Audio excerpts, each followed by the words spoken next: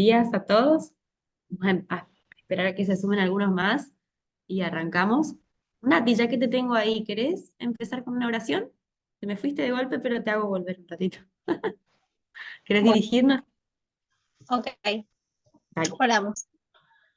Padre Celestial, te damos gracias por un día más de vida. Gracias, Señor, por permitirnos estar conectados y poder aprender de ti y para poder ayudar a los dolientes, a los enfermos y dolientes. Señor Dios, danos la oportunidad para que esto sea un material de ayuda para nuestras iglesias locales también. Gracias, Señor, por todo. Te pedimos que bendigas a la profesora y a todos los que van a estar escuchando la clase grabada. En el nombre de Jesús, amén. Amén. Gracias, Nati. Bueno, ya llegamos a nuestro último lunes de clases. Pasó volando, pero bueno, no por eso menos cargado de actividades, de cosas para leer, de clases, y me imagino también que, que bueno, como tienen la otra materia, no es tan sencillo estar leyendo tantas cosas, ¿no? Y haciendo los trabajos. Espero que bueno, que anden bien con el tema del trabajo, que bueno, hoy es la fecha de límite de entrega del trabajo número 2. Ahí vi, ayer en la noche había visto dos trabajos que habían subido. No los corregí todavía, pero había visto, entonces bueno, hay dos que adelantaron. Vamos a ver, eh, vamos a ver hoy las entregas y bueno, en cuanto pueda voy a ir corrigiendo y van a ir sabiendo la nota. Así que no sé si ustedes tienen, no sé cómo es de que si le llega la notificación cuando tienen un mensaje, cuando tienen algo corregido, supongo que sí. Y si no, bueno, van a tener que fijarse ahí. Pero bueno, en cuanto pueda les corrijo. Sí sepan que es importante que ese trabajo número 2 esté bien para poder hacer el número 3. Ahora, el jueves le voy a terminar de definir bien. Hoy no quise porque siento que me faltó ahí una vueltita de rosca al trabajo que les quiero dar, entonces por eso hoy no les doy, pero bueno, ese tiene más tiempo, así que no se preocupen.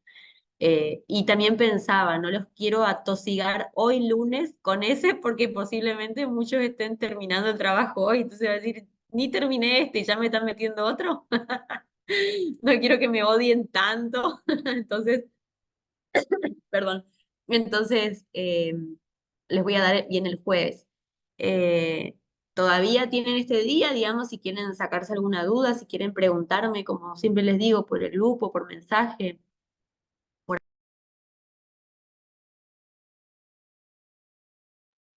Tenés tu micro apagado.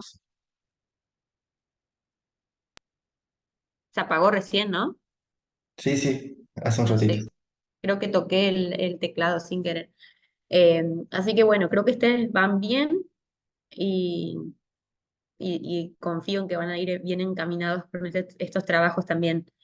Eh, Como les dije la vez pasada, los trabajos, o sea, o los exámenes, no tienen algo distinto a lo que damos en clase, o sea, no es ese que te enseña, el profesor que te enseña 2 más 2 y después te pide raíces cuadradas de un montón de cosas que nunca viste.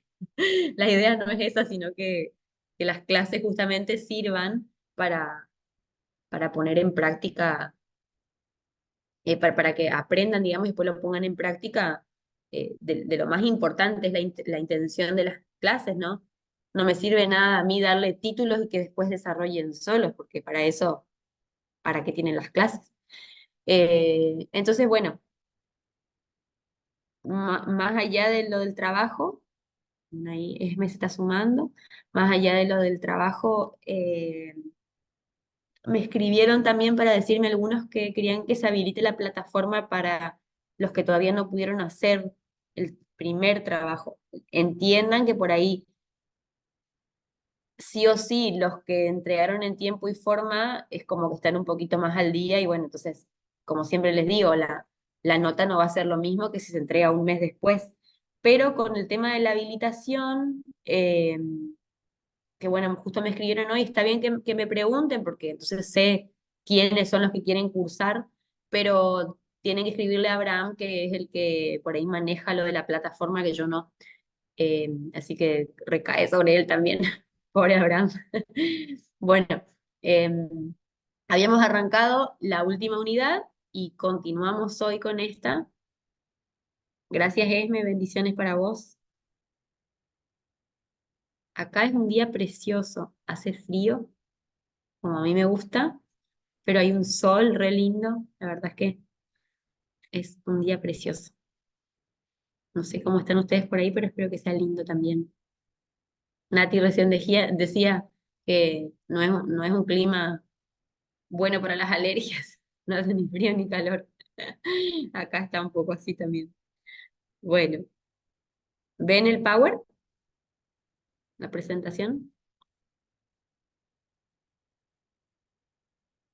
Bueno, estos son los temas de la unidad, como les había dicho, y todavía estamos en esta, que es la uno. No todas son tan largas, así que no se preocupen, vamos a intentar llegar hasta el jueves.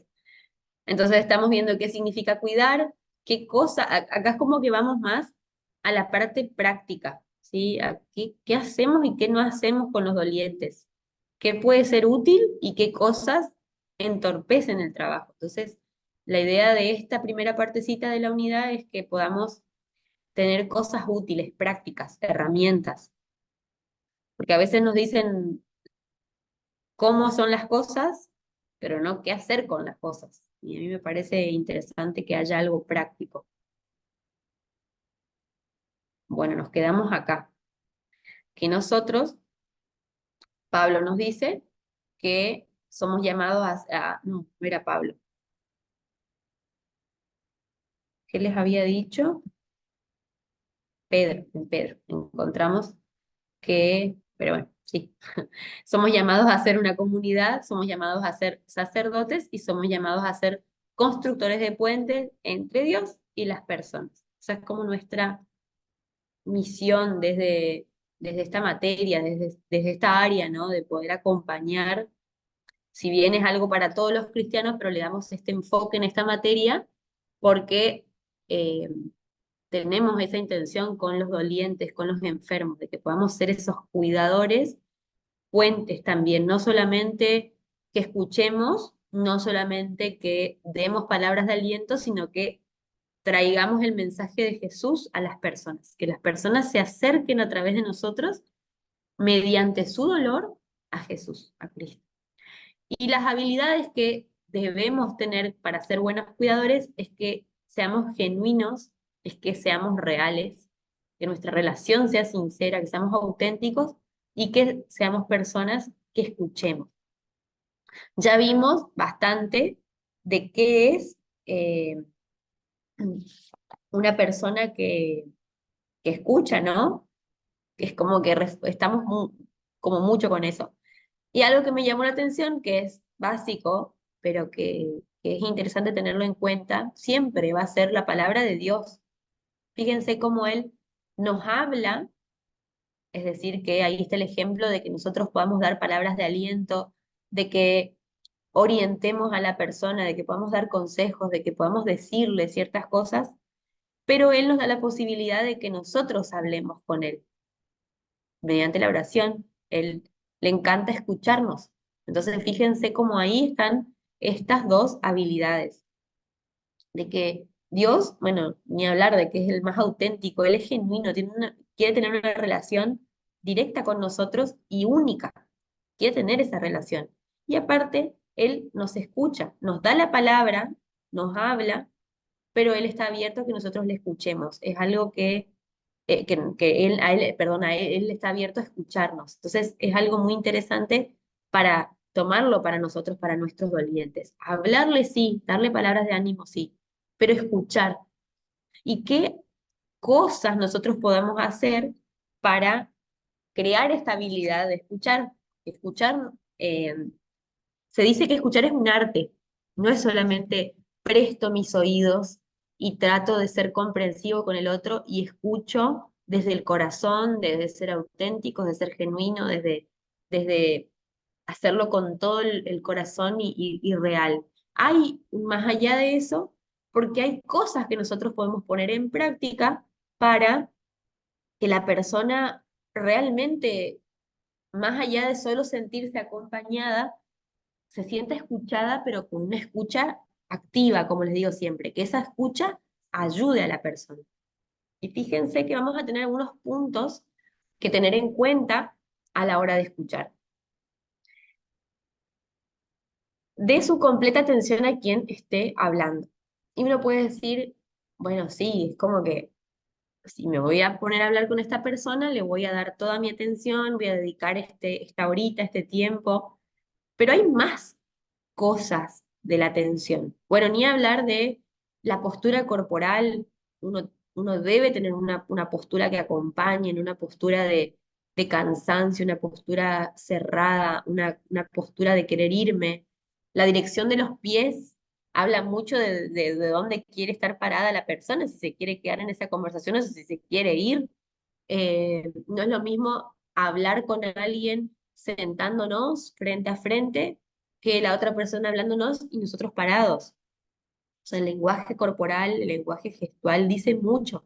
Y es interesante que nosotros también aprendamos a escuchar este mensaje no verbal de las personas, porque a veces puede que nos esté queriendo contar, pero no nos está queriendo contar realmente.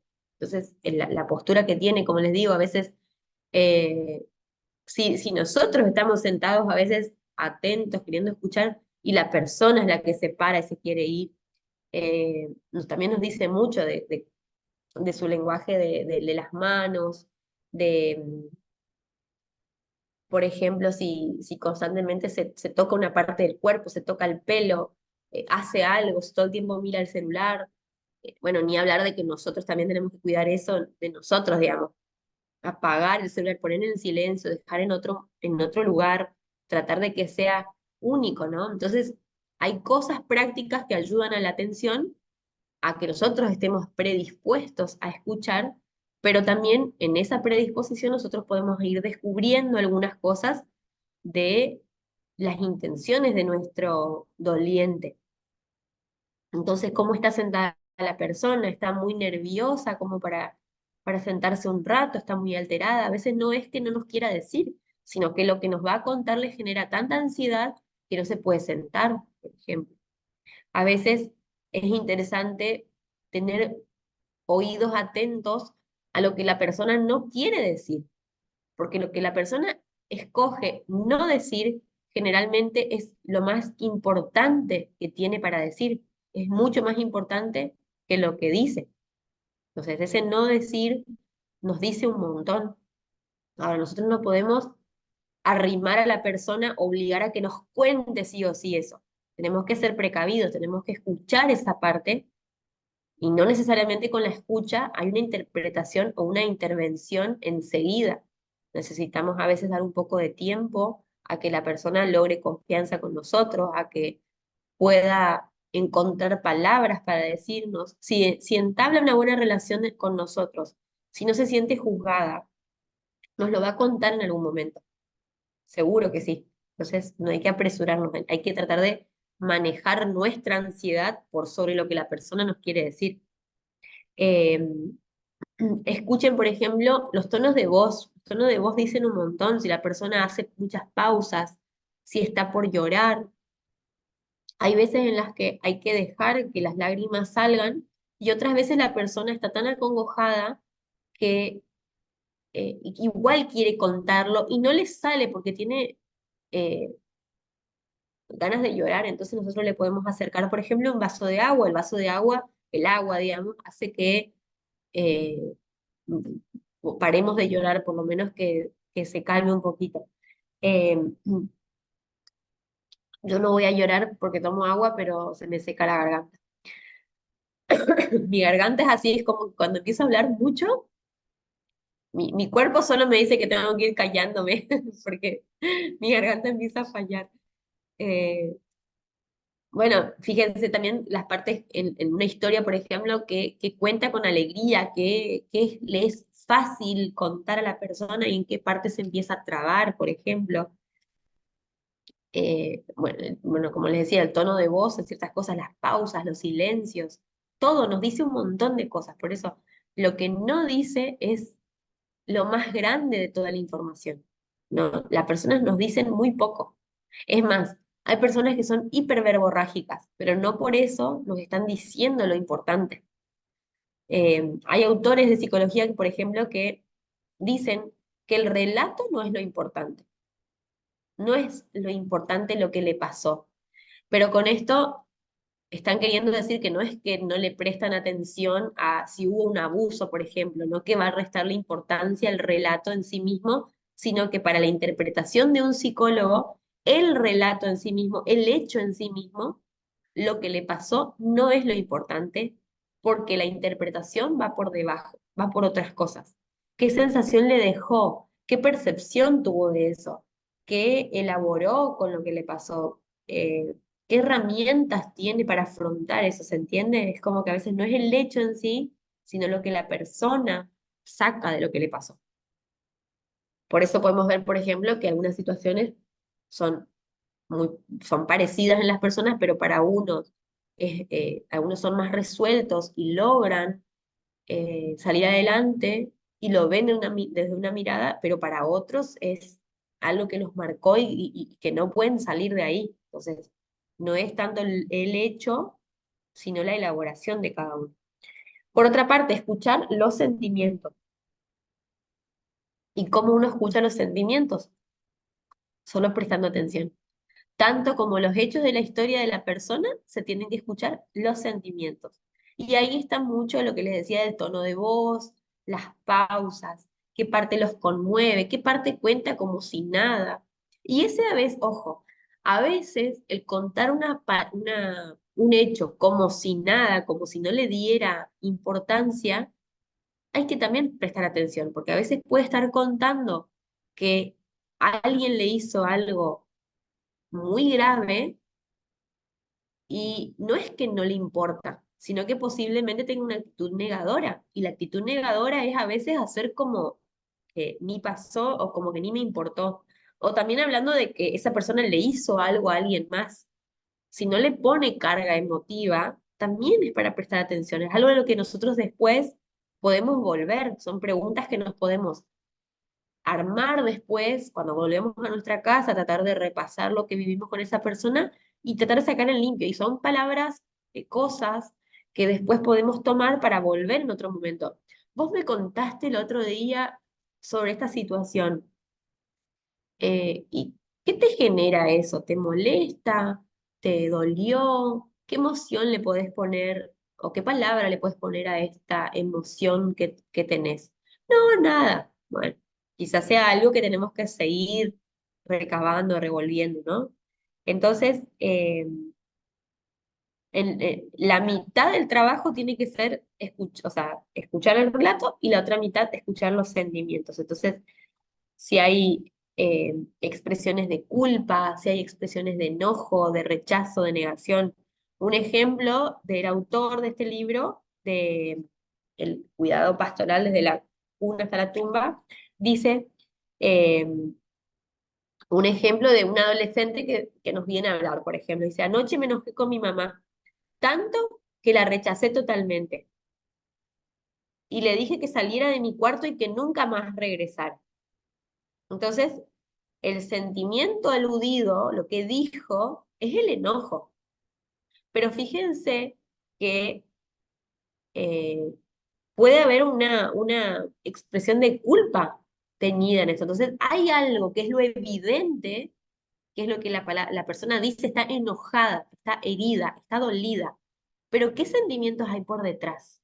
¿Sí? Entonces, las expresiones de culpa eh, tienen mucho de poder, ¿no es cierto? Entonces, eh, este chico, por ejemplo, esconde ese enojo, esconde lo que le pasa a través del enojo, porque el enojo es un mecanismo de defensa, es una emoción, pero es mecanismo de defensa porque nos ataja de hacernos cargo realmente de lo que hay de fondo. Toda tristeza esconde, perdón, todo enojo esconde un dolor detrás. Y ese dolor puede ser, como digo, como tristeza, culpa, eh, dolor, digamos, por algo que fue pasado. Entonces hay como muchas cosas que están por detrás. Eh, entonces sí, como ayudantes no escuchamos esa otra emoción que está por detrás, se va a quedar solo en una conversación superficial como con cualquier persona. Se enojó y bueno, pero tenés que tratar de entender a tu mamá y bueno, en la próxima no le respondas así. Es como cosas superficiales, básicas, no menos importantes, pero no van a lo profundo, ¿se entiende? Entonces, ¿y qué pasó? ¿Qué te hace sentir tu mamá? ¿Qué sentís vos con respecto a ella? ¿Pasó algo más? ¿Hay algo que te genera tristeza? ¿Hay algo que sentís que vos hiciste que está mal? ¿Se entiende? Hay como otras preguntas que se pueden hacer. Eh, por eso la intención de esto es que uno se pueda centrar en el sentimiento dominante. El otro es el que viene añadido, pero no es el primero. Otra, estar alerta a la intensidad con la que la persona está diciendo su historia. Entonces, eh, la intensidad, o sea, si la persona tiene una intención intensa con lo que está contando, eso es clave, digamos.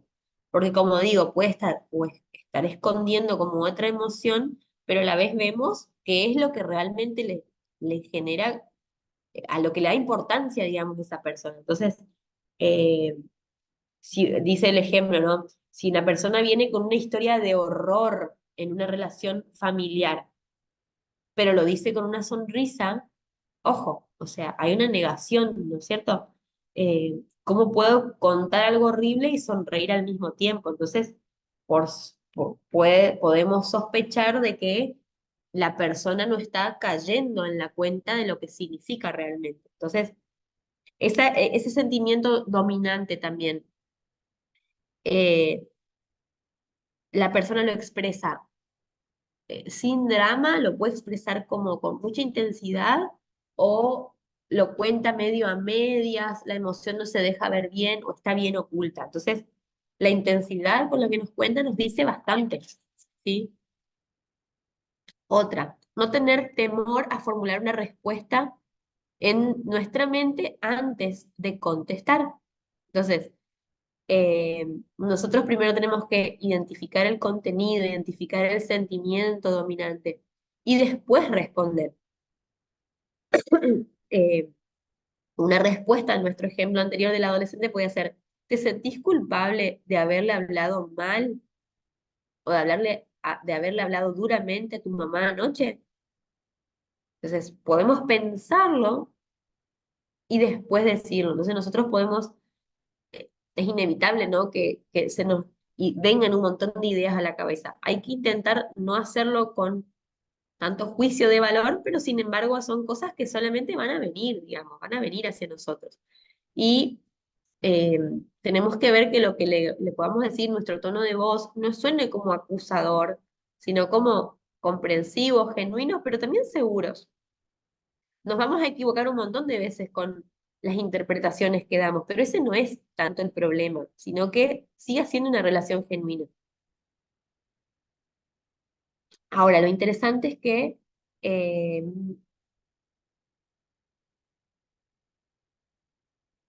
¿qué les iba a decir? Bueno, por ejemplo, en lo anterior del ejemplo este adolescente, nosotros podemos, al ser más grandes, a veces los adolescentes nos pueden ver como los acusadores o como que nos ponemos del lado de, por ser más grandes, ¿no? Entonces hay que hacer entender de que uno no está desde el lado de juez y que podemos confrontar esa situación, pero de una manera respetuosa con lo que el adolescente siente, por ejemplo. Y por último, revisar con la persona la actitud de las respuestas, porque nosotros podemos hacer una interpretación, podemos decirle una pregunta con respecto a lo que nosotros interpretamos, pero también puede ser que nos estemos equivocando. Entonces, lo interesante es poder que al leer mal una situación podamos eh, tratar de sacarnos esa duda con la persona.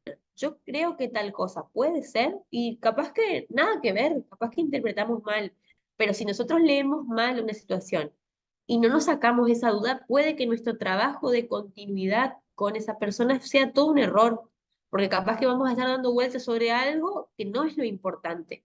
Entonces, saquémonos la duda. démosle el derecho a la persona también de decirnos. A veces puede que nos mienta, pero si nos miente ya nos vamos a ir dando cuenta con otras cosas, pero también puede ser que nosotros estemos interpretando mal. Entonces, fíjense que en la mayoría de la gente nos va a dar varias oportunidades para escuchar sus sentimientos antes de ir a alguien más. Entonces eso es muy importante. Y por último, preguntarnos a nosotros mismos, ¿ayudaron mis respuestas a esta persona a explorar su problema de manera más profunda? Si fue sí, entonces quiere decir que fue una buena devolución. Si fue no, tratemos de dar otra oportunidad a la persona y también a nosotros de poder eh, hacer otras interpretaciones. Ahora, está lo contrario de que hay barreras que nos obstaculizan el hecho de poder escuchar atentamente. ¿Y cuál puede ser una de esas? Hacer muchas preguntas. A veces nosotros preguntamos y no damos tiempo a que la persona se explaye. O queremos hacer todas las preguntas la primera vez. A veces las preguntas ayudan a que la persona pueda abrirse y pueda contarnos, pero otras veces funcionan como obstáculo. No damos tiempo a la expresión de la emoción, del sentimiento, a que la persona se explaye y cuente. Y tampoco al hacer muchas preguntas damos lugar a que nosotros podamos escuchar.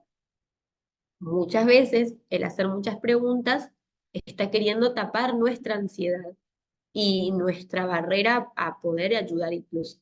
Entonces tenemos que tratar de ser precisos con las preguntas y dar tiempo a que sea cuando sea el momento, ¿no? Otra es terminar los pensamientos o las frases de la persona. Esto es un error tan común que la persona dice, y vos sabés que el otro día me peleé con mi hija y tenía una sensación así como de enojo, decimos nosotros. Sí, sí, ya sé, porque eh, ¿qué sabes si iba a decir enojo? Capaz que, y sí, sí, sí, sí. Entonces le dimos la respuesta de lo que sentía. Muchas veces nosotros podemos ayudar a la persona, pero pasa que es como muy relativo, porque cada relación es distinta, cada persona es distinta, cada conversación se vuelve distinta. Muchas veces el poner en palabras o terminar esa frase puede ayudar a la persona a que realmente reconozca lo que le está pasando, pero tienen que ser muy observadores con esto para ver si nosotros no estamos dando la respuesta que quizás nosotros queremos escuchar o que la persona quiere escuchar para sentirse aliviada. Entonces, a veces puede servir porque, como les digo, la persona no está encontrando las palabras, no está sabiendo qué decir, entonces nosotros podemos dar ciertas interpretaciones. Con los niños, por ejemplo, es así. Eh, los niños chiquitos, ellos no saben manejar sus emociones, no saben tener una interpretación de lo que les pasó. Entonces, cuando están angustiados, tristes, enojados, ¿qué hacemos nosotros? ¿Qué pasó? ¿Qué te pasa? ¿Pero qué te pasa? ¿Pero qué te pasa? Y ellos no saben lo que les pasa. Imagínense que nosotros grandotes viejos nos cuesta entender qué nos pasa a veces, cuántos más las criaturas.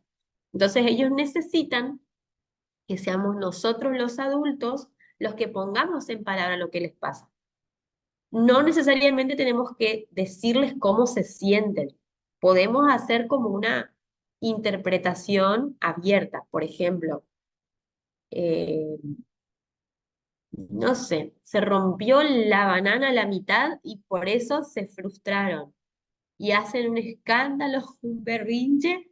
Entonces, ¿y qué pasó? ¿Pero qué pasó? Que no es tan grave. Y nosotros podemos decir, bueno, estás enojado, estás frustrado, te enojaste. Lo que puede ser es que te hayas enojado porque se te rompió la mitad la banana. Entonces, eso te hizo sentir con angustia, con frustración. Nosotros podemos interpretar lo que dicen los niños para darle respuestas. Ellos necesitan nuestras respuestas, pero no determinar realmente lo que les pasa, porque capaz que estamos interpretando mal incluso con los chiquitos. Nosotros podemos más o menos entender la situación, pero a veces no es tan así.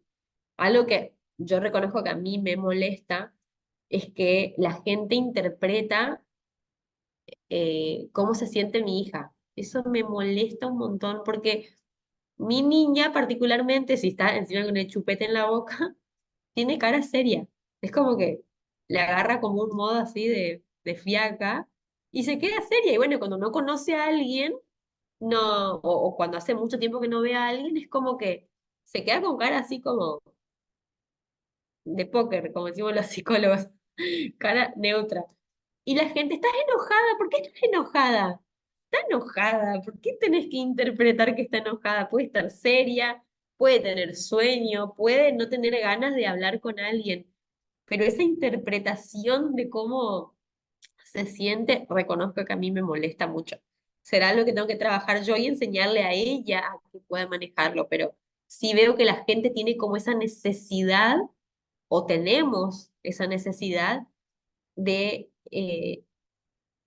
de, de explicar lo que le pasa al otro, cuando en realidad no sabemos. Y en esto de las personas adultas, volvamos un poco a los adultos, eh, terminar la frase puede a veces resultar de ayuda para que la persona pueda poner en palabras algo, pero hay que tener mucho cuidado de no terminar sus frases, de no, eh, de no dar respuestas que nosotros creemos que son las reales, pero no sabemos. Otra es no predicar. Una barrera puede ser predicar. Cuando uno va como, a ver, que no se malinterprete esto, estamos hablando de un contexto de ir a conversar con el otro, de ser pares, de poder tener un oído atento a que las personas nos cuenten una intimidad, algo cara a cara, o por lo menos con una familia o algo, alguna relación cercana.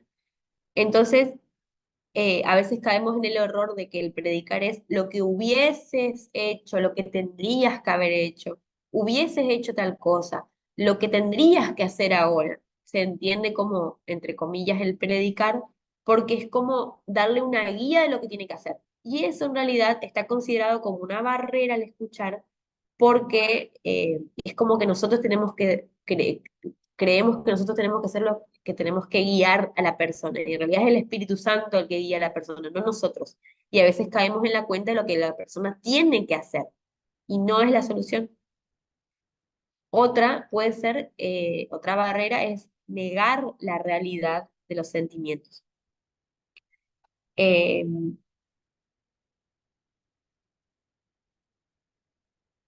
que en realidad, digamos, en este sentido, bueno, tiene muchas, podemos explayarnos un montón, pero básicamente nos quedamos en que con las explicaciones, ¿no? O sea, realmente vuelvo a esto, nuestra ansiedad a veces no nos permite, o nuestras frustraciones, nuestras limitaciones no nos permiten ver las cosas como son. Y nosotros a veces somos los negadores de lo que está pasando realmente. Si una persona tiene deseos de, no sé, de ser infiel, nosotros a veces por nuestra ansiedad podemos decir, no, pero fíjate que capaz no es tan así lo que está sintiendo. Sí, tiene ganas, por ejemplo. Bueno, está siendo real lo que nos dice. ¿Está mal? ¿Está bien? Es otra cosa, pero está la realidad. Entonces, reconocer la realidad es el primer paso para que las cosas puedan ir cambiando. Y sobre todo si esa persona se animó a hacernos sinceros, es lo más importante. Entonces, no tenemos que poner esa barrera. Eh, y otra de las cosas es que el temor, digamos, al silencio, ¿no? A que hay pausas, a que hay momentos en los que la persona no habla y que nosotros, vuelvo a lo mismo, por nuestra ansiedad, por nuestras limitaciones, queremos rellenar espacios. El silencio puede ser un buen amigo porque da apertura a lo que la persona va a decir. Por ejemplo, la primera vez que nos encontramos con la persona, lo ideal sería que la persona sea la que nos hable. Y hay silencios al comienzo que a veces son largos, pero tiene que ser la persona la que nos empieza a hablar por lo general. Pero ¿qué hacemos nosotros? empezamos. Bueno, ¿en qué te puedo ayudar? Y lo digo por mí, porque a mí me pasa mucho en el consultorio. La persona espera muchísimo de nosotros. Y hay veces que yo reconozco que pregunto yo y sé, lo sé por teoría y por experiencia, de que cuando la persona es la que empieza a hablar, las cosas se dan muchísimo mejor. Y hay que aguantarse ese silencio.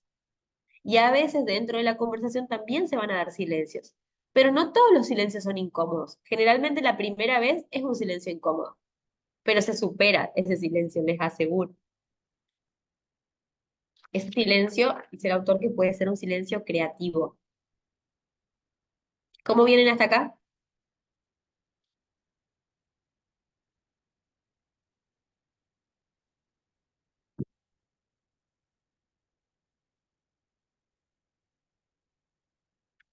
Acá tengo un ejemplo para contarles.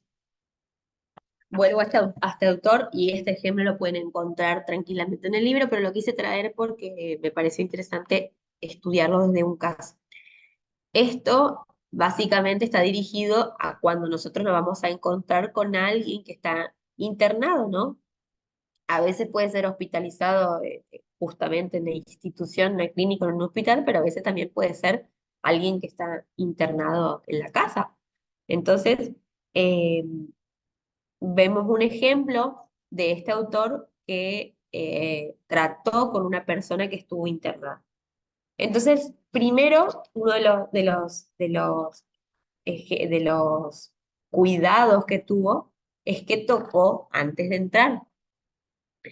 Eh, entonces, nosotros tenemos que entender de que si la persona está sobre todo hospitalizada, ese cuarto, digamos, se convierte como en una habitación, por más de que comparta con otros, no deja de ser su habitación personal en ese momento.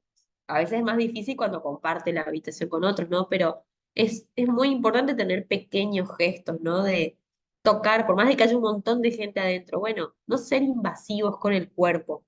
Entonces, eh, es un lugar privado, ¿no? Entonces hay que tratar de tocar, de ser cuidadosos. Segundo, este autor cuenta es de que fue honesto, porque él se encontró con una paciente, con una mujer que era joven, y él fue sincero en decirlo, porque no se lo esperaba, porque él dijo que la mayoría de la persona no admite ciertas sorpresas que tuvo. Entonces, para que la relación sea honesta desde el comienzo, hay que ser nosotros honestos con algunas cosas. Entonces, él eh, dice, comencé con una sonrisa cuando vi el nombre JR, dice, yo no esperaba encontrarme con usted. Nunca había oído este nombre para una mujer. Entonces él se sorprendió de con quién se encontraba, pero no la conocía. Entonces, pequeñas cosas que pasaron le hizo estar como en honestidad. Entonces la persona se abrió y le dice, sonriendo, yo sé, no es un hombre común. Mucha gente no admite que les asombra. Entonces él se presentó y le dice que deseaba saludarla y saber cómo estaba. Ella le dice que se había sentido, le había agradado que vaya y que, bueno, la semana pasada le habían hecho una histerotomía y salió de esa muy bien y con estaba con preocupación, pero estaba muy bien, estaba bien después. Perdón, salí con poca preocupación y estaba muy bien. Después de esa semana me descubrieron una inflamación en el pecho derecho. Me sacaron radiografías y el doctor dijo que no era nada, pero encontraron una masa en mi pecho izquierdo que el doctor debe verla. El doctor tal vez tenga que practicar una cirugía radical. Y ahí dice, sus ojos comenzaron a nublarse en este punto. ¿Sabe? Yo no entiendo qué puede pasar a través de la histerotomía sin... Yo sé que, perdón, yo no entiendo por qué pude pasar a través de la histerotomía sin ningún problema, pero ahora estoy temerosa hasta la muerte con la operación de mañana. Entonces, en el tercer punto, él se identificó. Por más de que a veces eh, a ver, uno se puede encontrar con una persona que conoce, entonces hay pasos que obviamente que uno se va a adelantar, Pero si se conoce poco a la persona, bueno, yo soy la hija de tal, soy el pastor tal, bueno, cuando no se conocen mucho, soy miembro de tal congregación, ¿no? Se puede como explayar un poquito, ¿no? Eh, a veces incluso puede ser de que la persona nos conoce mucho, pero puede estar con mucho, bajo mucho medicamento y no reconocernos. Entonces está bueno identificarse. Soy Cintia, ¿te acordás de mí? Bueno, tratar de acercarse. Ahora, es interesante a veces acercarse no con el título académico, sino con el nombre. No es lo mismo decir, hola, soy la psicóloga Cintia. ¿Para qué? Digamos, ¿no? Puedo decirle, soy Cintia. Como hacerlo más familiar, ¿no? No poner como una barrera sin querer queriendo. Soy el pastor tal. A veces genera autoridad que la persona necesita, pero hay que tener ojo porque a veces genera una barrera para la persona. Eso no quiere decir que se le quite la autoridad, sino que simplemente eh, hay momentos y situaciones en las que la persona necesita más familiaridad, ¿se entiende? Eh, por último, dejó que la paciente expresara sus sentimientos. ¿Vieron cómo esta primera introducción de ser honesto ya hizo que la persona pueda contar lo que le pasó, le dijo lo que pasó? eh, lo práctico, digamos, de la situación, pero también pudo contarle con los ojos eh, como a punto de llorar y con lo que pudo sentir de ese momento, ¿no? Entonces pudo expresarle más cosas. Después, permitía a la paciente tomar la iniciativa de descubrir el problema. Entonces, vemos que en este sentido, la persona fue la que se fue acercando a hablar de esto. Entonces él le pregunta, ¿por qué ve usted la cirugía de mañana como siendo diferente a la anterior? Y dice, realmente tengo miedo de que mañana encuentren algo que no se pueda controlar. Tengo miedo de que encuentren cáncer y que me vaya a morir. Entonces, en este punto ella empieza a sollozar y lo ve. Y entonces él empieza a buscar su mano para tocarlo. Pero ella encuentra la mía antes y la toma. Esto parecía decirle que yo entendía su necesidad de llorar. Fíjense cómo permitió que exprese su emoción y también que tome la iniciativa. Entonces ahí empezaron a hablar acerca del temor a la muerte, los resultados, los posibles resultados de la cirugía. Entonces se centraron como en eso, ¿no? Eh, entonces le dice, señora, espero que encuentre algunos nuevos recursos espirituales o pueda llamar a algunos amigos que le ayuden a enfrentar esta situación antes de la cirugía y que pueda confrontar los resultados cualquiera que sean. Deseo que sepa que estaré orando por usted mientras pase por los eventos de mañana. Entonces sus ojos parecían decirle que lo haga en ese momento. Dice, algunas veces yo oro con las personas en sus cuartos. ¿Le gustaría hacerlo o prefiere que la recuerde más tarde? Oremos ahora, por favor, le pide. Entonces, le dio esa libertad, ¿no? Vemos también que, como dice ahí, ayudé para que ella recurriera a sus recursos espirituales, como que la orientó a contarle lo que él hacía, pero le dio la libertad a que la persona también pueda abrirse, porque también podía decir, hay personas con las que nos encontramos que son por ahí un poco más reacias a expresar el sentimiento y nos pueden decir no después. Entonces hay que respetar esas cosas, ¿no? Y después de eso, bueno, la saludó y se fue. Eh, Esa fue como un encuentro con alguien que no conocía, ¿no? Los famosos capellanes que hay a veces en las clínicas. Acá, por ejemplo, en Entre Ríos hay una clínica que es medio conocida, incluso viene gente de otros lugares del mundo a estudiar ahí, que es un, un instituto adventista. Y ese instituto tiene capellanes. Una vez, cuando estuve embarazada, estuve internada ahí y me acuerdo que se había acercado conmigo un capellán y más o menos tuvo esta orientación, no tan así. A mí no me gustó tanto, pero me acuerdo que había tenido como esto. Pero ¿saben por qué no me gustó tanto? Porque no lo sentí sincero. Como que como si estuviese ahí haciendo eso porque, o porque le pagaban para eso, o porque, no sé, tenía que hacerlo, digamos, pero no lo sentí tan sincero, pero sí tenía como estos pasos. Ahora fíjense qué interesante el hecho de que seamos sinceros con la persona y si no nos sentimos preparados, podamos corrernos a un lado y que lo haga alguien más, no abandonar, digamos, pero sí que por ahí lo pueda hacer alguien más. Bueno, otras cosas que nosotros podemos hacer para este ministerio a los que sufren, digamos, es cosas prácticas, ¿no?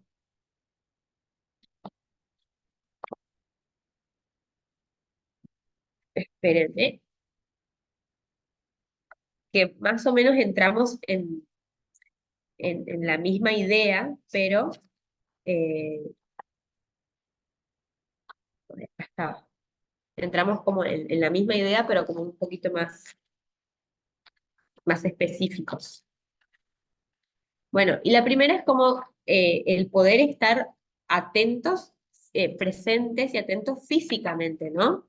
Eh, y estar físicamente a veces es brindarle el apoyo, digamos, que necesita la persona, eh, tanto como les decía, de estar disponibles, a veces no siempre es estar 24/7 prendido ahí a la persona, sino decirles, llámame cuando necesites. Justo el sábado habíamos ido con mi familia a visitar a otra familia y la mujer, bueno, él había tenido un accidente y la mujer nos decía que cuando recién había pasado lo del accidente, que ya hacían como, no sé, ya hicieron 2 meses más o menos, es como lo que quería era que alguien esté para pasar el rato, porque bueno, estaba todo el tiempo en su casa y se aburría y empezaba a sentirse mal, a deprimirse, a pensar feo. Entonces, como que necesitaba que alguien esté ahí para pasar el rato. Ni siquiera a veces era darle palabras de aliento ni nada, sino entretenerlo. Y a veces uno dice, bueno, pues yo no estoy capacitado para ir a orientar, animar, pero sí podemos hacerle compañía a alguien. Fíjense que es tan básico lo que podemos hacer y cómo puede ayudar a otros. Entonces, estar presentes físicamente, estar disponibles, diría yo. La segunda que ya venimos viendo es el escuchar, ¿sí? Estar atentos a esa escucha activa, digamos. Tercero es movilizar un sistema de apoyo. ¿Qué quiere decir esto? Que nosotros tenemos que, y bueno, y ahí tiene mucho que ver la familia, ¿no?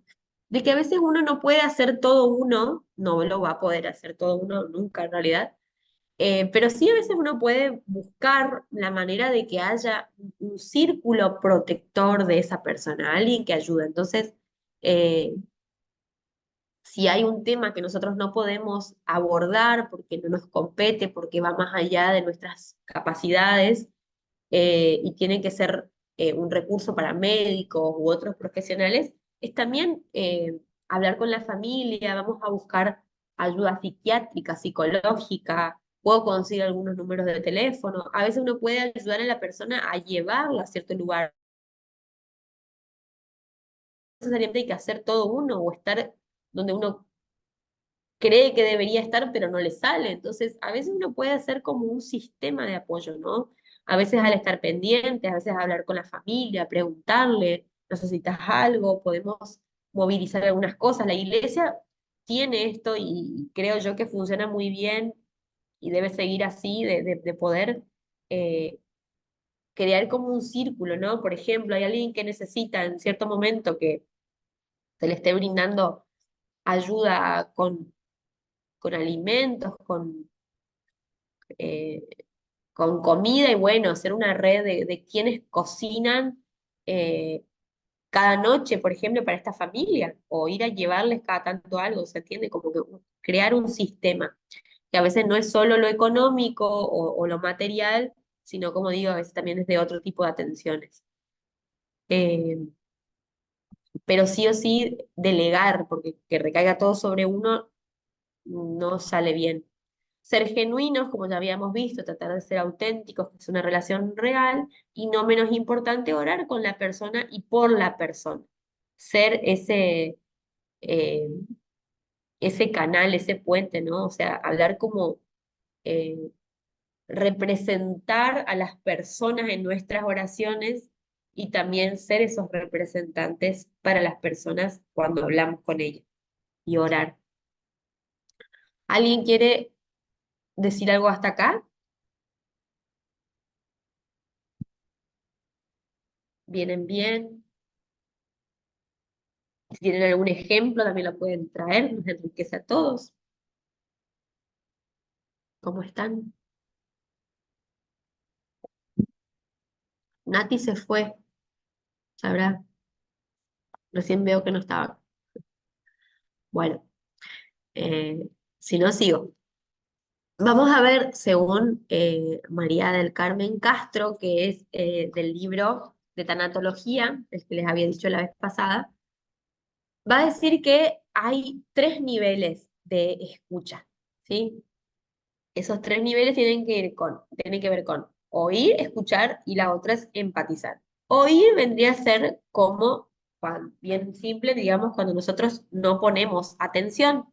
Entonces, solamente se vienen palabras y más o menos está. ¿Vieron cuando nos pasa a veces? Ay, decime de nuevo que no te presté atención. Te escuché, pero no sé qué dijiste. Entonces, no escuchamos en realidad, solo oímos. Después, en la escucha vendría a ser como el prestar atención. Oír con atención es la escucha. Cuando nosotros eh, tenemos una escucha que es consciente. Y el otro nivel de escucha es el empatizar.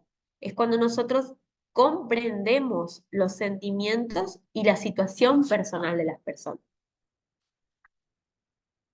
Lástima que hoy somos poquitos porque yo les quería hacer practicar, ¿no? Ahora, fíjense que en esto también hay como eh, condiciones, ¿no? Como para cuando uno vaya a ayudar. Hay ciertas condiciones que tienen que cumplirse para que nosotros podamos ayudar. Y la primera de esas es que la persona acepte la ayuda. Vieron que la vez pasada hablábamos de un ejemplo que ustedes traían y era un típico caso de cuando la persona no se deja ayudar. Entonces la persona tiene que saber que hay alguien que está dispuesto a ayudar y tener esa predisposición. Entonces, si la persona solicita ayuda, bueno, aún más, pero si no, que por lo menos tenga la apertura de que podamos ayudarlo. Si la persona es obligada o simplemente cree que ella puede salir adelante sola, la relación no se va a establecer porque se requiere que sea voluntario, que la persona no esté impuesta, que la ayuda no sea impuesta. Hay veces que cuando empieza tipo impuesta, después la persona se vuelve más maleable y se da ese vínculo, ¿no? Pero muchas veces no. Si empieza impuesta y después sigue así, no se va a establecer ninguna relación. Y tenemos que, también otra de las condiciones es que haya eh, un contacto, ¿no? Que sea verbal o no verbal, pero cercano, ¿no? Que haya contacto unos con otros, porque, digamos, por telepatía no se puede ayudar a nadie, tiene que haber contacto, tenemos que hablar con la persona, tenemos que estar cerca. A veces no es hablar, pero a veces es estar cercanos, vernos las caras, por lo menos, de persona a persona, ¿no? Eh, entonces tienen que darse como estas condiciones para que la persona para que pueda surgir la ayuda y el cuidado. Y a la vez, esos tres tipos de escucha que veíamos, el oír, el escuchar y el empatizar, tienen tres tipos, ¿no? Entonces también hay tres tipos. Primero, los niveles de escucha, estos son tipos de escucha. La simpatía, la antipatía y la empatía. En ejemplos, por ejemplo, vemos que la simpatía es estar con el otro, estar junto al otro, ¿no? Estar cercano. En la antipatía es que uno está en contra del otro. Y la empatía es estar con el otro, ¿sí? Simpatía es junto al otro y la empatía es con el otro. Eh, en la antipatía vemos que, digamos, que es todo lo contrario, es chocar con el otro, ir en contra. eh, no acercarse, rechazar sus zapatos, ¿no? Hablando de esto de la empatía. Y la simpatía vendría a ser más como eh, acercarnos, tener como cierta, eh, coincidir en algunas cosas, tener como una buena relación, eh, coincidir, ¿no? Y que vendría a ser como me pongo con los zapatos del otro, como habíamos visto en otros ejemplos, y la empatía vendría a ser eh, que me pongo los zapatos, pero no me ato, digamos, los cordones. Entonces comprendo, estoy, me interiorizo, me importa, eh, trato de comprender, ¿sí? Es como un trato más humano, un poco más profundo, me interesa un poco más. ¿Se entiende? Sí, yo supongo que sí. Eh, entonces, hay algunas cosas que, que hacen que uno pueda como obstaculizar el hecho de poder tener como empatía con el otro. Creen que lo quiero encontrar en el libro para poder ejemplificarles un poquito más.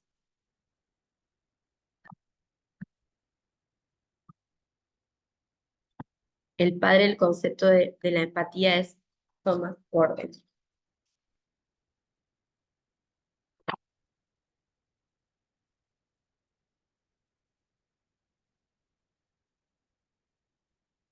Bueno, fíjense que hay como cosas que uno puede hacer que vayan como totalmente en contra de empatizar con el otro. Y una es como decirle al otro lo que, lo que tiene que sentir o lo que tiene que hacer o cómo no se tiene que sentir o lo que no tiene que hacer. Ordenar, mandar, exigir. No llores, por ejemplo, no llores, no fue para tanto. Bueno, no pasa nada, no hagas esto, ¿no? Como que eh, no te pongas así. Y eso generalmente lo hacemos con quienes, con los niños. eh, Amenazar, asustar, si no dejas de llorar te vas a enfermar. O la típica, ¿no? Que hay una mujer que está embarazada y pasa una situación complicada de decirle, no llores porque eso le va a hacer mal a tu bebé. Es mentira, ¿de dónde se sacó eso? O sea, no existe. O sea, sí es cierto que el bebé percibe las emociones de la mamá, pero una emoción reprimida es mucho peor que dejarla llorar, no sé, si murió su papá cuando estaba embarazada. ¿Se entiende? Moralizar, sermonear, un ejemplo de, tenés que ser fuerte, sos la cabeza de la familia, es como que, sobre todo esto acá es más, el concepto de empatía desde este lado del libro va con respecto a la tanatología, es decir, con respecto a hablar de la muerte con los familiares, ¿no? Moralizar, sermonear. Después, aconsejar o proponer soluciones. ¿Por qué no te tomás un calmante? A veces nosotros podemos aconsejar, eso no quiere decir que todo lo que uno diga que recomienda el otro va a estar mal, pero hay un momento preciso para cada cosa, ese es el tema, ¿no? Dar una lección o hacer afirmaciones tajantes. Lo mejor es que te está descansando. Eso, lo que yo le decía la vez pasada, es que hay veces en las que nosotros creemos que damos una respuesta sanadora o reconfortante a la persona, pero no siempre es así, no siempre los ayuda cuando nosotros damos respuestas de esa manera. Juzgar, censurar, deja de llorar, o estás perdiendo la compostura. Está mal escrito. Otras más es facilitar o hacerle creer lo que no es. Te felicito, sos muy valiente porque estás atravesando esto o porque pudiste superar estos días sola. No tiene nada que ver, o sea, una cosa con la otra, o sea, no por eso la persona va a ser valiente, está pudiendo hacer lo que le sale, ¿no? Entonces, a veces uno tiene que tener cuidado con las palabras de ánimo que uno da también, ¿no? Bueno, ridiculizar, pareces la llorona, como que a veces, a ver, hay que tratar de pensar en esto, muchas veces el humor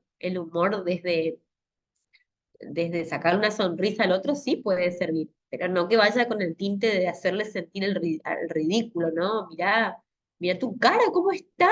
¡Qué fea! O mira tus ojos, las ojeras que tenés. O sea, eso es ridiculizar, deja de llorar. Otra cosa sería decirle como en chiste, mirá, pareces la Llorona, pero en un tono de confianza, como para sacar una sonrisa a la persona, ¿se entiende? Interpretar lo que creemos que es. Lo que pasa es que te llevabas tan mal con él que ahora te sentís culpable. Por ejemplo, cuando una persona no puede dejar de llorar por la muerte de su papá. No, o sea, hay cosas que no se dicen, o por lo menos no se dicen en ese momento. Tranquilizar o identificarse. No te preocupes, el tiempo lo cura todo, te lo digo por experiencia. No siempre lo que uno vivió va a ser eh, una ayuda para lo que el otro está viviendo, porque no siempre las situaciones son iguales. A veces sí ayuda. También acá intentar no, con ese identificarse, no ponerse a hablar de uno, porque le restamos importancia a lo que la otra persona está viviendo, ¿no? ¿Por qué lloras tanto, digamos, estar interrogando, preguntando, haciendo demasiadas preguntas con las... Acá habla como mucho del llorar, ¿no? Porque en realidad lo que está diciendo es la emoción de angustia del otro en un momento de duelo. O eludir, bromear o tomar a la ligera. Pronto se te va a pasar el vivo al gozo y el muerto al pozo, como hacer chistes fuera del lugar, ¿no? Eso no, digamos. Y vamos a ver cosas que sí pueden o que sí ayudan, ¿no?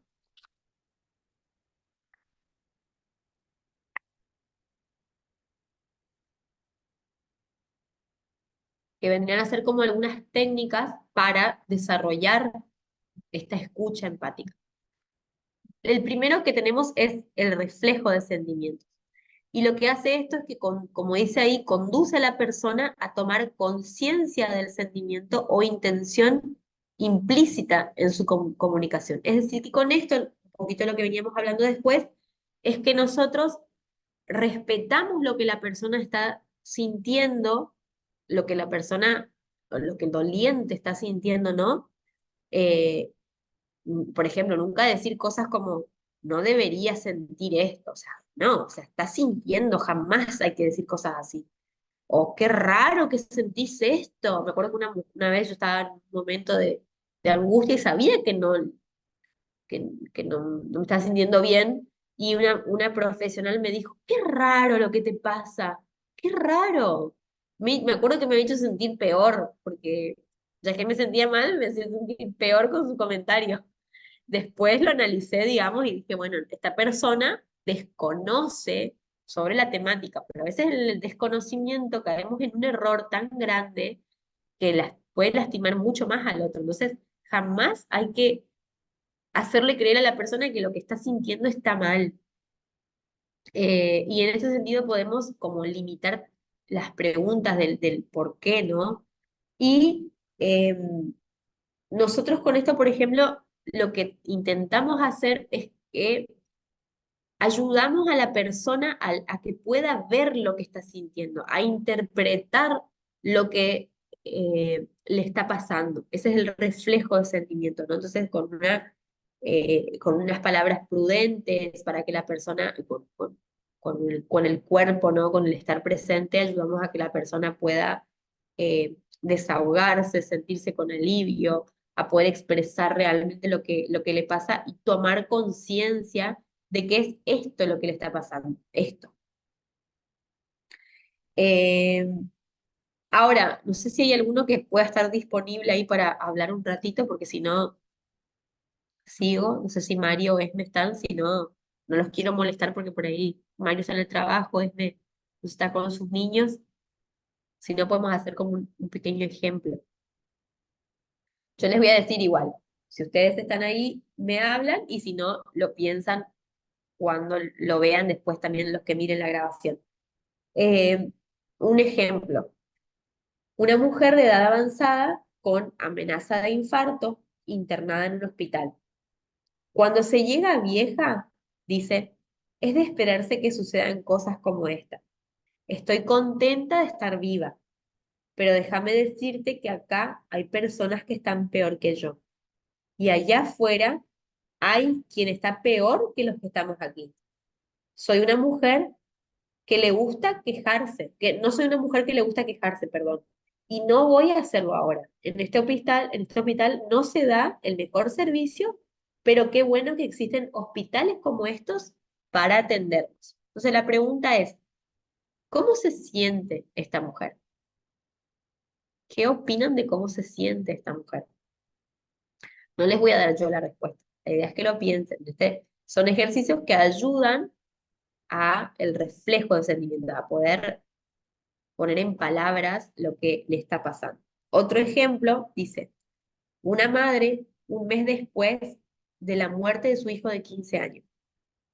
Soy una mujer muy reservada y ante lo ocurrido, lo que menos necesito es que se me acerque la gente a darme el pésame. Entiendo que no es con mala intención, pero no necesito que me recuerden lo ocurrido. Realmente no tengo ganas de hablar ni de ver a nadie en estos momentos. No quiero salir para no encontrarme a nadie. Entiendo que esto preocupa a mis otros hijos. ¿Cómo se siente esta mujer? Fíjense. Bueno, esos son ejemplos prácticos para que podamos pensar sobre los sentimientos de la persona, que nos ayudan también a despertar una escucha distinta. Después, otra de las cosas que sí ayudan dentro de estas técnicas es la concretización, perdón. La concretización nos ayuda a entender mejor al otro. Consiste en nombrar la experiencia por su nombre con la carga emocional que esto genera. Entonces, eh, nos ayuda como a poner las palabras reales, concretas, como dice la palabra, hacerlo bien explícito para que al hacerlo uno tome mayor conciencia y pueda trabajar sobre eso. Entonces, algo vago vendría a ser como, por ejemplo, soy una persona triste, como muy vago, muy general.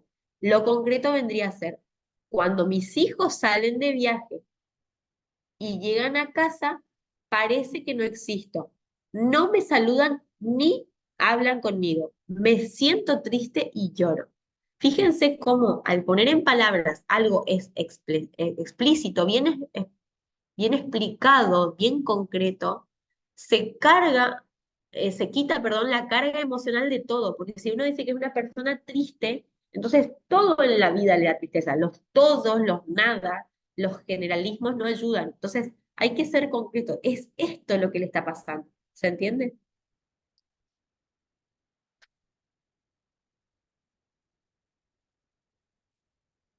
A ver si hay un ejemplo que les voy a dar.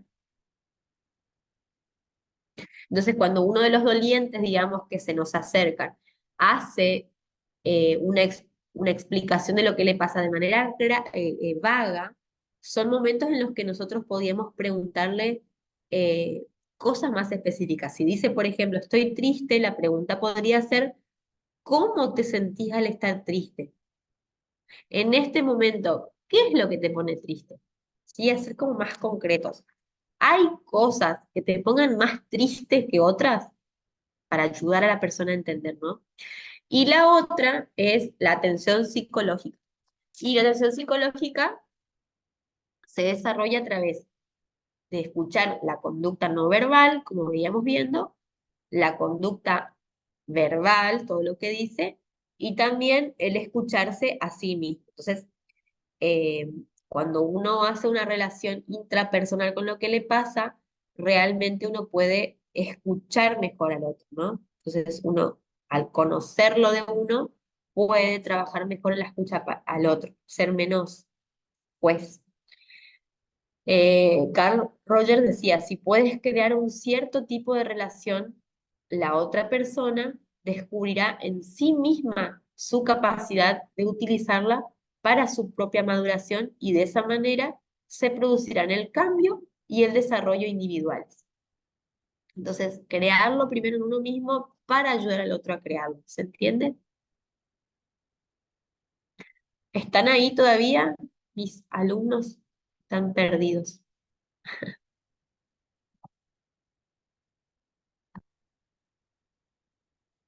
Ah, no, no, no.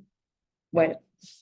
vamos a ir a este otro punto, que es, bueno, pensando un poquito también en esto sí, me estás ahí. No sé si quieres levantar la mano para decir algo o para decir que estás ahí. Mario está ahí. A mí sí me llama mucho la atención esos tres ejemplos, Ajá. que no se oiga tanto ruido. No, está bien. Yo visualizo así a simple vista que en el primer ejemplo la persona está en una etapa de aceptación de lo que está viviendo y está siendo, pues se puede decir que quizás asertiva, ¿no? Creyendo que pues es parte de su edad lo que está viviendo. En el segundo ejemplo visualizo que hay enojo. Bueno, percibo que hay enojo, hay molestia y eso le está haciendo poner una barrera de no me interesa, no quiero dar explicaciones, no quiero saber más y ahí está poniendo su límite.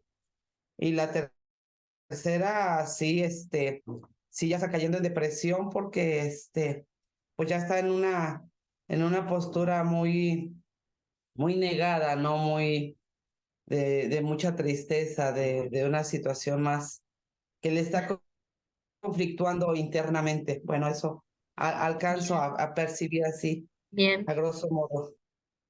Gracias, M, por compartir. No me dejaron tan solita.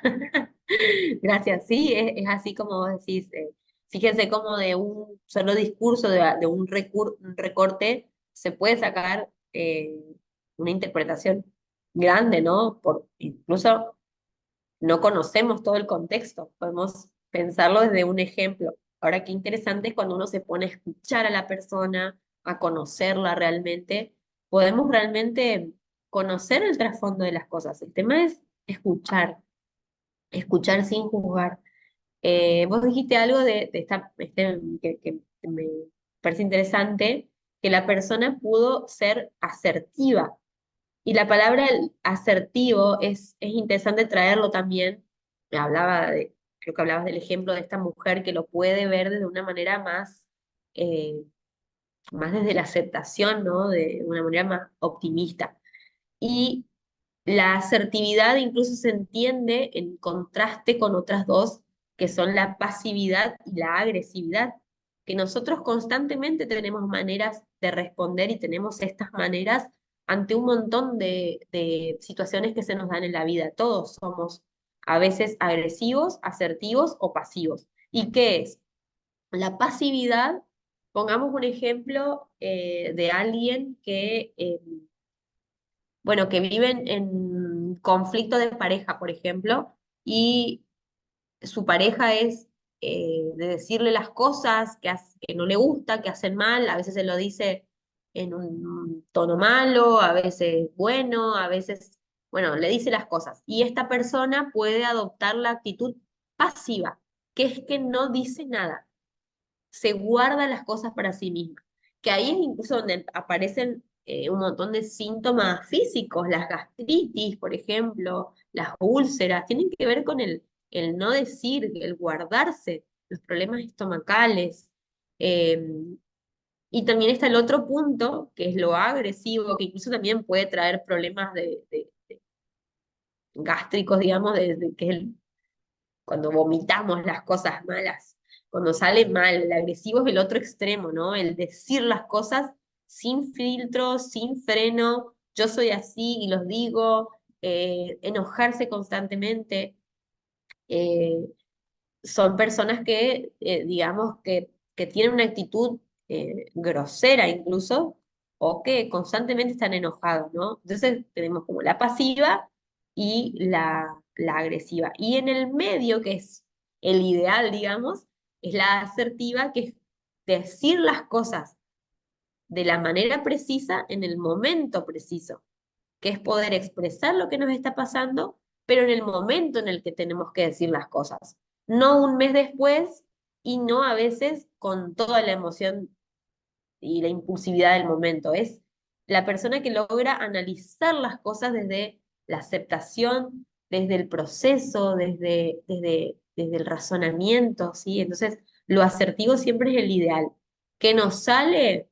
Y no siempre nos sale ser asertivos. Es el ideal por el que tenemos que trabajar. Entonces, me gustó este ejemplo que vos dijiste de la mujer que tiene una actitud como más asertiva, más de ver las cosas de buena manera. No es una persona que le gusta quejarse, ve las cosas que no están bien, como por ejemplo, bueno, en este hospital no nos dan la mejor atención, pero qué bueno que existan lugares así. Como que yo no estoy bien, pero no estoy tan mal como otros. Entonces, logra ser más razonable su pensamiento, ¿sí? Entonces, es interesante pensarlo de ahí.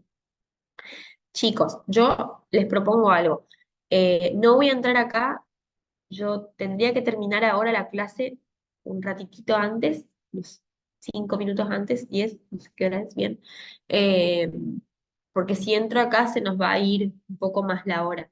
Entonces, quisiera que lo dejemos acá y si ustedes tienen alguna duda, sigamos hablando por el grupo. Yo no tengo ningún drama de que me manden si necesitan bibliografía, si necesitan orientación con los libros, dónde están y demás. Yo trato de, de ponerles la bibliografía al final, pero por ahí a veces puede crear confusión, entonces pregúntenme sin drama, pero les pediría que dejemos hoy acá y nos encontramos el jueves, a la misma hora por el mismo canal. Eh, bueno, no sé si alguno tiene una duda, una pregunta. Si no, dejamos acá hoy. ¿Estamos? Sí, Sí, está Esme. muy bien, profe. Digo, está Bueno, excelente. Sí, sí. bueno, gracias. Bueno, entonces le dejamos acá por hoy y nos vemos entonces el jueves, ¿sí? Ya es la última. Los saludo entonces a los que van a ver después, a los que están ahí, y los despido. Chau, chau.